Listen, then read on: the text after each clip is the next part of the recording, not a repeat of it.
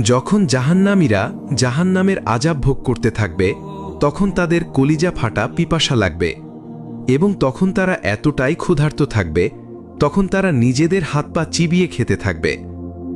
কিন্তু তখন তাদেরকে খেতে দেওয়া হবে এক ভয়ঙ্কর ফল। সেই ফলের আকৃতি হবে শয়তানের মাথার মতো এবং স্বাদ হবে অত্যন্ত তিতা ও কাঁটাযুক্ত। ক্ষুধার কারণে জাহান্নামীরা সেটি খেতে চাইবে, কিন্তু তারা তা খেতে পারবে না।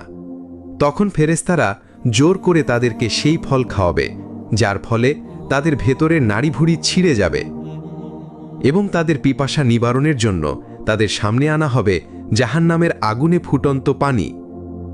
তারা এতটাই পিপাসায় কাতর থাকবে যে কিছু না ভেবেই সেই পানি পান করবে, কিন্তু সেই ফুটন্ত পানি তাদের ভেতরের অঙ্গপ্রত্যঙ্গগুলো ছিদ্র করে ফেলবে। হে আল্লাহ, আমাদের জাহান্নাম